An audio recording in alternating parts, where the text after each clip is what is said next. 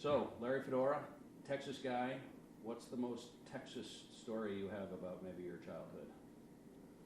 Well, I grew up in the country. We didn't really have any neighbors right around us, so I had three brothers. That was our friends. We played in the pasture.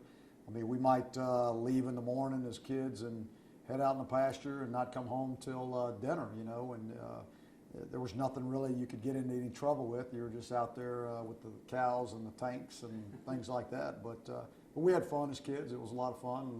Grew up fishing and hunting and just doing what normal kids do. How relatable are kids these days? I mean, I'm getting rapidly older. You're obviously older than the guys you're coaching. Are there any connective tissues there? Oh yeah, you know, and that, I mean, for doing this for so long, I mean, the kids keep you young. You know, you better stay up. You better know what the dab dance is and things like that, because they're going to teach you all those things, you know. And so they have a lot of fun with it because they make fun of me all the time and just about everything we do. Yeah, I saw you did that. Was that the first one after you clinched the Coastal? Yeah, that was the first one. Were you proud of how that turned No, out? not really. Not really. You know, I've got kids, so my daughters were pretty embarrassed by it. So when did you know, or who influenced you? What was the point where you said, I'm a coach, I'm a football coach? Yeah, you know, it was, that'd go all the way back to when I was a freshman in high school, and I had a freshman football coach by the name of John Cook, who actually came out and saw one of our games this year for the first time ever. And John was our huddle leader in the Fellowship of Christian Athletes, so he introduced me to Christ, and he also taught me about setting goals in my life and those kind of things, and it was very influential in my life. And so I knew at that point that I wanted to play football as long as I could. If I could play in the NFL, I wanted to do that. But at that point, I knew that I wanted to be a head football coach. And then did you have personality traits that you thought would lend itself to that, or was it just a passion for football? I just had a passion for football, you know, whether or not the personality traits fit, I don't know. But I had a passion for football, and pretty much anything I've ever set my mind to, I've decided I'm going to be successful at it. And you know, I kind of look at it as I can't fail. You know, I can only learn from the mistakes that I made, but I can't fail.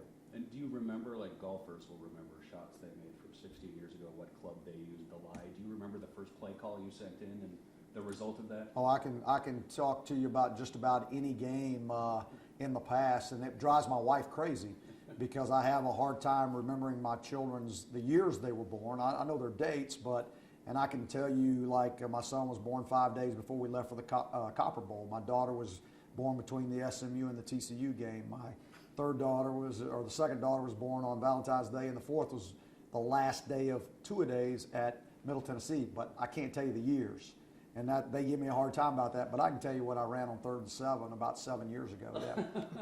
It just stays there. That's not you trying to remember that. No, it's not trying. It's lodged in there, you know, because you put so much into it that you know, you got to love it, or you wouldn't do it.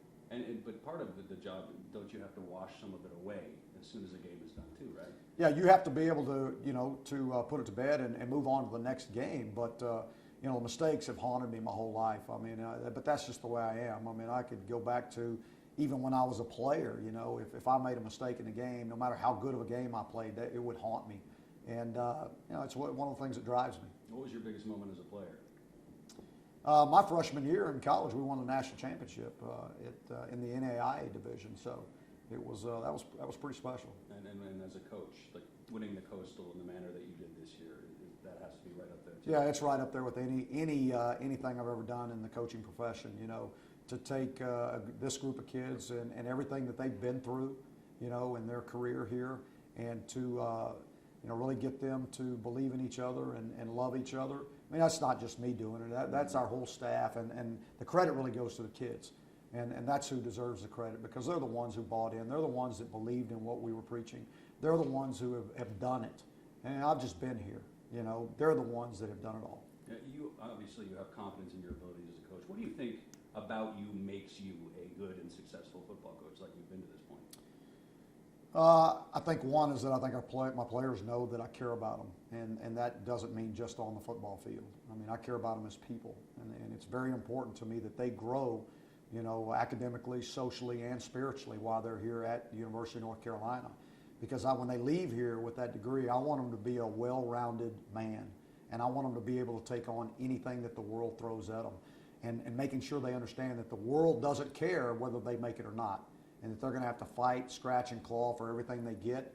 And if they just understand that the lessons that they've learned in our program will carry them throughout their entire life. You said at your opening press conference you were going to choke adversity when you came Yeah. across it. Obviously, there has been some in your 4 years now. It's almost 4 years to the day, in fact, that you had that introductory press conference.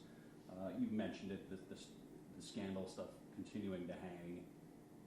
What's been the toughest part? Well, that's been the toughest, is that it is just hung and hung and hung and hadn't going anywhere, you know. And for whatever reasons, you know, it was way beyond what I expected, you know. And but you know, it's just one more challenge, and that's the way we look at it as a team. Is that, you know, we're faced with adversity every day.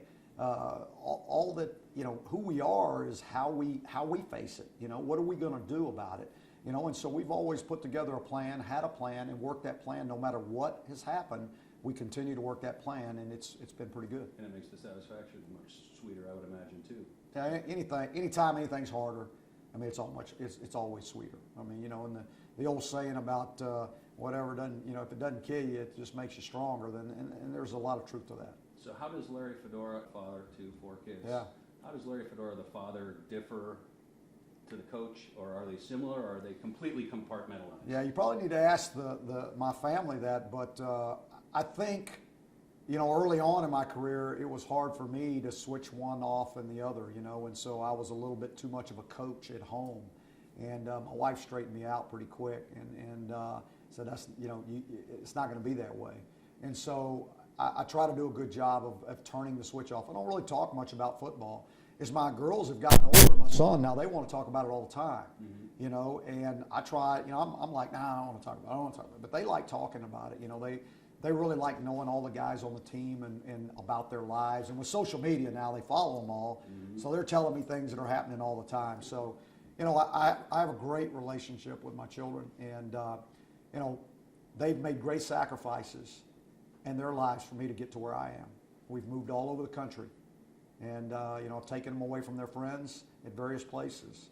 And so, you know, and there's really no true balance to being a father and a coach, you know, because if you pour your heart into being a coach, it's hard to say that the time is equal, you know, or that, you know, because it's just not. You can't be successful as a football coach and it be equal. I haven't, or at least I haven't been able to find that balance. And you have to, I mean, your wife and then your kids, do they become strong through the reality of being, you know, kids of a coach? Or yeah, I and mean, a wife they were of a strong to coach. begin with, I imagine. Yeah, but they're really that you know, that's the trade-off. You know, all those moves that we made at hard times in their lives that they thought it was just the worst thing in the world.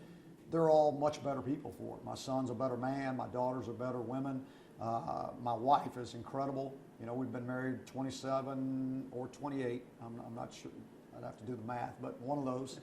And she's the rock. I mean, she's the one that through all the moves, because when you move, you get to a new place, and there's 9 guys that have their back with you, and you have one common goal, and that's what you're working on every single day.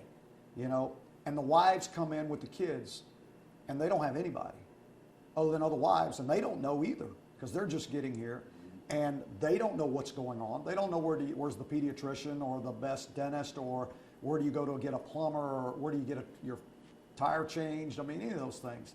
And as coaches, we're not very good with all those things because we're so, you know, goal-oriented on what we're trying to achieve. And so our wives have to be really strong, and our kids have